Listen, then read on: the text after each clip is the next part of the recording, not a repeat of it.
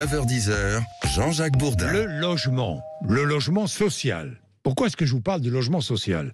Parce que le coût pour un habitant d'un logement social lui permet de ne pas se retrouver à la rue. C'est-à-dire ça coûte moins cher d'avoir un logement social, évidemment, et c'est essentiel. Plus de 10 millions de Français bénéficient de logements sociaux.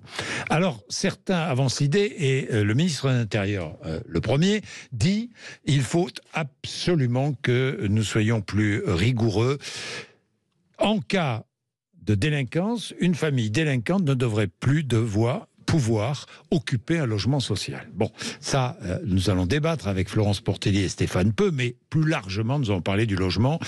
Florence Portelli est maire de Taverny, dans le Val d'Oise, et vice-présidente de l'Association des maires de France. Je recevais David Lisnard tout à l'heure. Ça tombe bien. Stéphane Peu est avec nous, membre du Parti communiste français, député de la 2e circonscription de Seine-Saint-Denis depuis 2017, et ancien adjoint au maire de Saint-Denis, en charge de l'urbanisme. Je ne dis pas de bêtises, hein? Non. Bonjour à tous les deux. Et président de l'Office HLM.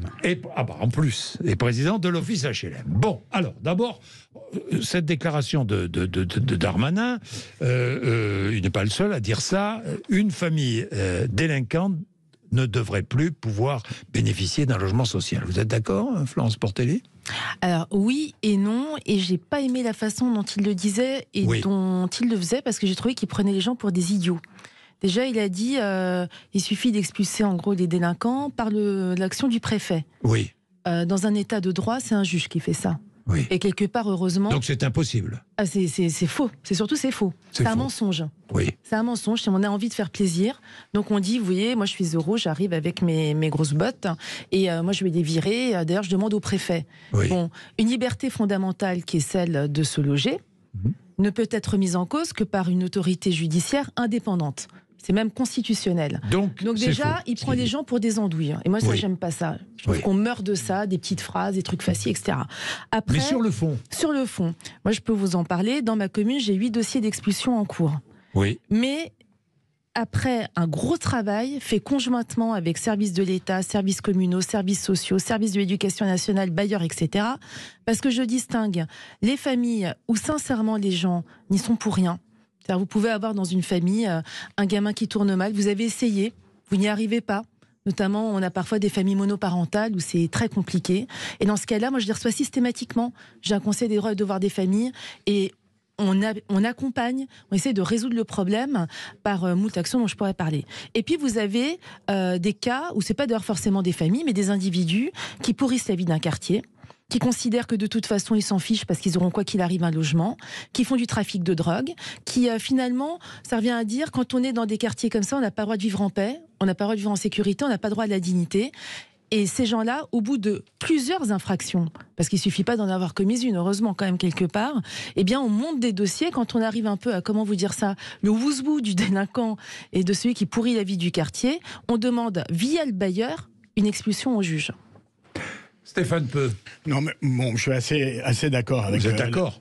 Assez d'accord avec la première partie de la réponse. Mais il y a un assez. Oui, ben c'est un débat. Pour vous distinguer politiquement, quoi. Non. Ouais, mais non, parce que là, on dépasse les clivages politiques. Non, mais je serais assez d'accord. Oui, je pense qu'on dépasse. Et puis, vous savez, à partir du moment où on a été un praticien local, vous savez, il y a 2 catégories d'élus dans ce pays. Hein. Oui. Il y a ceux qui n'ont jamais mis les mains dans le cambouis, qui ont été élus à la proportionnelle ou avec l'effigie de Macron, de tel ou tel leader à l'Assemblée nationale, mais qui n'ont jamais géré de collectivité. Puis il y a ceux qui ont géré des villes. Je peux vous dire qu'à l'Assemblée nationale, il y a 2 blocs, ceux qui ont géré des villes et qui ont été élus locaux, et puis ceux qui ne l'ont jamais été. Et vous avez les hors-sol et ceux qui ont un tout petit peu plus d'emprise sur le terrain. Donc moi, j'ai été longtemps à... Vous pensez à Sandrine Rousseau, là, non? Non, il y en a sur tous les rangs. Je pense que le groupe qui en compte le plus, c'est celui de la majorité présidentielle. Ouais. Mais ce que je voulais dire, c'est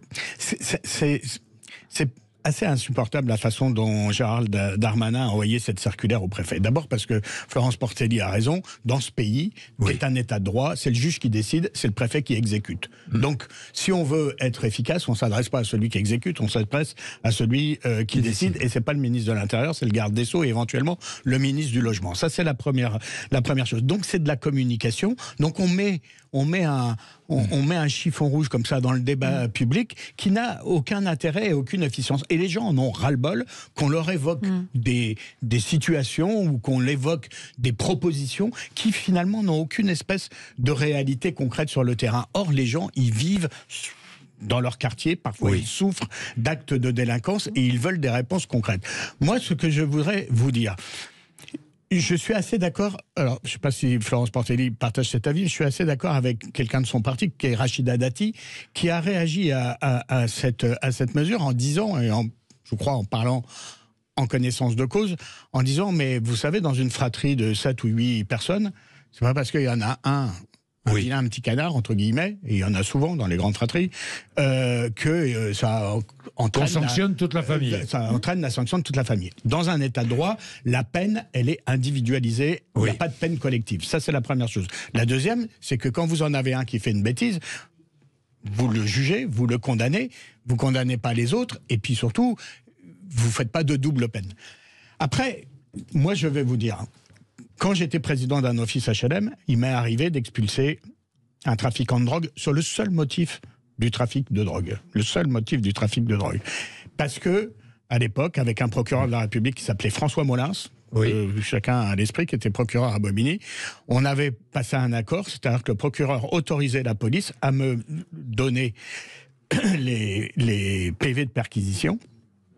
Et dans ce cas précis, les parents étaient partis vivre leur retraite en province, et le fils avait transformé le logement en lieu de stockage. Mais dans ces conditions, bien sûr. Ah bah oui, mais c'est important. Oui, non, c'est important. Et si vous voulez, vous avez dans l'arsenal législatif, vous avez toute possibilité.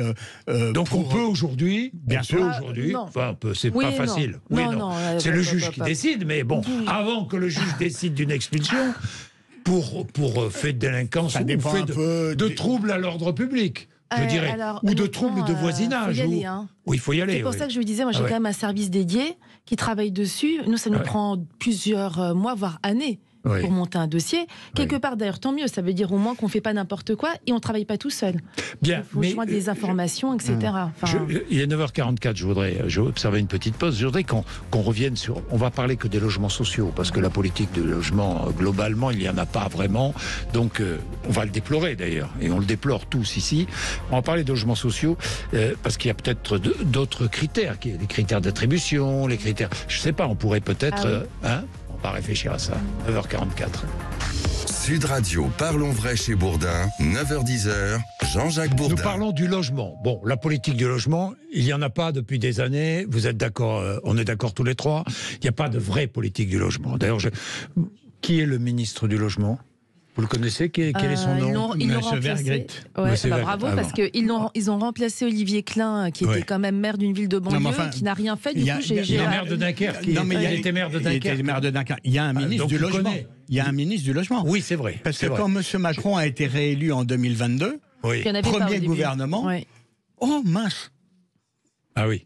Il n'y avait pas de ministre du logement. Comme après, il ne servait à rien, il a corrigé après les législatives. Alors moi, je voudrais revenir sur les logements sociaux. S'il y a des problèmes parfois dans les logements sociaux par certains occupants qui sont tombés des familles dans la délinquance, difficulté effectivement pour les sortir de ces logements sociaux. Bien. Peut-être qu'on devrait travailler en amont sur les critères d'attribution. Non ? Est-ce que les critères d'attribution sont aujourd'hui... J'entends tellement de personnes nous dire, parce qu'on manque de logements sociaux, nous dire, moi j'attends depuis des années un logement social, j'ai droit à un logement social et je n'en obtiens pas. Alors c'est vrai. Pourquoi ? Pour plusieurs raisons. Il n'y a pas assez de logement social par rapport à la demande, parce que tout simplement, on a des gens qui ne libèrent pas le logement social. C'est-à-dire qu'ils restent là à vie, quoi. Exactement. Alors, pour des mauvaises raisons. Alors, pour certains, ils pourraient aller ailleurs parce qu'on préfère leur accorder leur faire payer des surloyers. Plutôt de les voir libérer le logement social. Ce qui arrange quelque part le bailleur parce que ça lui fait des revenus plus confortables. Donc la réalité est là, et c'est possible d'ailleurs depuis la loi Elan. C'est encore plus possible depuis la loi Elan. C'est le cas de Rachel Kéké d'ailleurs, je crois. De pas mal, de quelques député. parlementaires, tout à fait. On a aussi c'est le cas de plusieurs problème. parlementaires. Il me semble qu'il y avait eu des débats. Je ne sais pas. On ne va pas les exhumer. Ils ont leur conscience on pour va pas eux. les montrer du doigt. De toute façon, c'est la Je loi. l'ai fait, De toute façon, c'est la loi. Bon. Mais en tous les cas, Oui. on peut se poser la question. Après, l'autre problème aussi, c'est qu'on a confondu le logement d'urgence et le logement social. C'est-à-dire qu'aujourd'hui, vous avez dans du logement social des gens qui devraient être en situation d'urgence. Ce qui fait qu'ils ne se libèrent pas pour des travailleurs pauvres ou pour des métiers qui ne sont pas très bien rémunérés mais qui finalement participent au bien-être de la société, par exemple une aide-soignante. Donc on a ce problème-là et enfin je termine rapidement, on a le problème du parcours résidentiel. C'est-à-dire moi si je veux créer de l'accession sociale à la propriété, ce n'est pas considéré comme du logement social et là, je peux me faire rattraper par la patrouille parce qu'on va me dire non, l'État veut que vous construisiez uniquement du logement social et je ne peux pas avoir une stratégie justement pour permettre aux gens de s'émanciper. Stéphane Peu. Pourquoi n'arrive-t-on pas à obtenir un logement social Déjà, je vais vous donner un exemple très concret. Moi, quand j'étais président de l'office HLM à Pleine Commune Habitat, il y avait 20 000 logements. Il y avait 11% de rotation chaque année. 11% de rotation, c'est-à-dire même sans construire, 11% de rotation, c'est-à-dire que chaque année, vous attribuez plus de 2000 logements. D'accord ? Aujourd'hui, on est à 4% de rotation. Donc, les gens restent. Les gens restent, mais ils restent principalement pour parce des raisons que économiques. L'ascenseur social dans le domaine du logement est bloqué. C'est-à-dire que quand vous êtes locataire dans le parc social et que vous voulez au bout d'un certain temps, accéder à la propriété, il vous faut un apport, il faut aller voir les banques, il faut avoir des emprunts. Et aujourd'hui, je ne vous fais pas de dessin. Et ça date pas que de la hausse des taux, ça date aussi de la dégradation du pouvoir d'achat. Aujourd'hui, pour beaucoup de familles qui pouvaient espérer accéder à la propriété, ce n'est plus possible. Ou de passer dans le locatif privé. Donc vous avez une machine qui est grippée, totalement grippé, et il ne faut pas en vouloir aux personnes, il faut en vouloir au mécanisme. Mais est-ce qu'il n'y a pas aussi, pardon... Moi, je pense, dans toutes les aides publiques, est-ce qu'on ne peut pas aider ceux qui ne sont pas propriétaires et qui souhaitent le devenir à le devenir et puis produire... Oui, mais on a davantage mis d'argent dans les dispositifs fiscaux type Pinel et autres. Oui, c'est fini. Oui, mais sur les 20 dernières années, la politique de logement, elle a beaucoup d'inertie. Donc, sur les 20 dernières années, on a plus mis d'argent pour défiscaliser ceux qui étaient déjà propriétaires à le devenir davantage que pour aider ceux qui ne l'étaient pas à le devenir. Oui, mais moi, je veux quand même vous dire, je suis désolée, parce qu'à la base, c'est quand même des lois qui sont venues d'un autre bord. Torpillon, la loi SRU. Et moi, je vous en parle d'autant plus volontiers que je ne fais pas partie des maires qui ne construisent pas de logements sociaux. Et sur mon premier mandat, j'ai même obtenu 50 millions par les bailleurs pour rénover toutes les résidences sociales de ma ville. Donc vraiment, j'ai une politique sociale là-dessus très forte. Le problème, c'est qu'on est verrouillé par cette loi, avec l'État qui nous oblige, c'est vrai, à construire systématiquement du logement social et du très social, même dans les quartiers où il n'y a pas de mixité. Et quand je veux construire, même, vous savez, dans les logements sociaux, il y a des typologies. On a ce qu'on appelle aussi des PLS. Les PLS, c'est du logement social, on va dire plus pour des gens qui sont en haut de l'échelle dans le logement social, qui pourraient accéder à la propriété. Eh bien, moi, aujourd'hui, je n'ai pas le droit d'en construire autant que je veux, même dans les quartiers où il n'y a pas de mixité sociale. L'État me le refuse. Parce qu'ils me disent non, vous appliquez un plan triennal, donc vous allez me construire tant de pourcents de PLUS, tant de pourcents de PLI, etc. Il n'y a pas de stratégie. Si, c'est une réalité. Oui, non, mais d'accord, mais je ne suis pas d'accord avec vous, parce que, en fait, vous avez, dans notre pays, la crise du logement, c'est d'abord la crise du logement abordable. Il manque beaucoup de logements sociaux. Et les HLM, qu'on a toujours assimilés à des tours et à des bars, fort heureusement aujourd'hui, depuis 30 ou 40 ans, mais les HLM... Non, mais les HLM qui sont construits sont en tout point comparables qualitativement sur le plan urbain à ce qui se fait en accession à la propriété. Donc on ne peut plus stigmatiser les HLM, mais par contre, quand vous avez 2,4 millions de Français qui attendent un logement HLM et qui attendent de plus en plus longtemps parce qu'il y a moins de turnover dans le parc et parce qu'il s'en construit moins. Parce que les mesures qui ont été prises depuis 2017 pour complètement asséché les organismes HLM fait que jamais dans notre pays depuis 20 ans, on a aussi peu construit de logements HLM. Alors, ça, si, on a à 80 000 au lieu de 150 000, 80 000 en 2022 contre 150 000 d'objectifs. Mais permettre aux gens d'être propriétaires et de libérer le logement social. Vous savez très bien qu'on est du coup obligé par l'État de revenir sur notre pourcentage. Mais je pense qu'on va être d'accord. Moi, je pense qu'il y a deux axes pour débloquer la crise du logement dans notre pays. Il faut redonner des moyens aux organismes HLM de produire de manière conséquente partout sur le territoire et pas seulement dans quelques endroits. Et c'est la raison pour laquelle la loi SRU me permet une bonne loi pour répartir le logement social et garantir un minimum de mixité.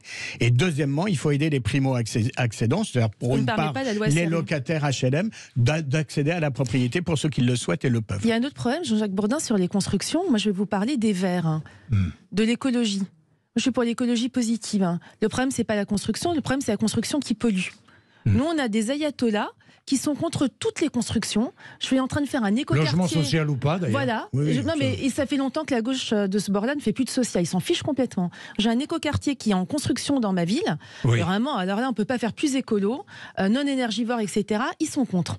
Mais ils sont contre, mais ils ne sont pas les seuls. Et pourquoi ils sont contre ? Parce que il faut préserver les sols. Enfin, on entend tous ces trucs-là quand on dit mais il faut quand même loger les gens.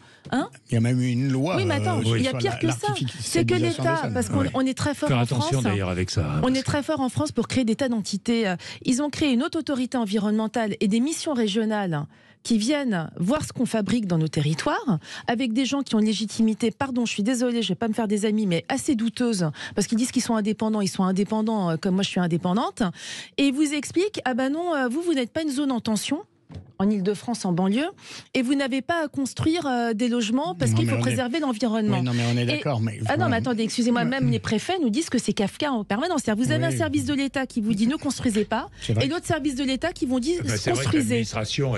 L'administration est envahissante. C'est pas seulement l'administration, c'est aussi des lobbies, c'est aussi des associations. C'est vrai qu'aujourd'hui, pour un maire, quel qu'il soit, construire faut être courageux, est beaucoup moins évident qu'il y a 30 ou 40 ans. Et beaucoup moins payant. Et beaucoup moins payant. Sur le plan électoral. Sur le plan. Oui, parce qu'il y a eu de l'électoralisme pendant longtemps. Et puis, ça a un peu disparu, ça, mais ça existait quand même. Beaucoup moins payant aussi, tout court. Parce qu'on a attribué les logements sociaux à des amis. Oui, mais M. Bourdin, quand vous supprimez la clientèle électorale. Quand vous supprimez la taxe d'habitation. Oui. Que vous coupez tout lien fiscal entre le maire, la collectivité et la population qui vit dans ce territoire. Vous croyez que c'est un encouragement à construire ? Non, mais c'est vrai. Bien, merci à tous les deux. Merci à vous. Le sujet mériterait un débat très long, mais nous y reviendrons parce que je tiens à parler de logement. Il est 9h57, vous êtes sur Sud Radio. Merci beaucoup. Merci d'être avec nous. Dans un instant, nous sommes avec Valérie Expert et Gilles Gansman, juste après les informations.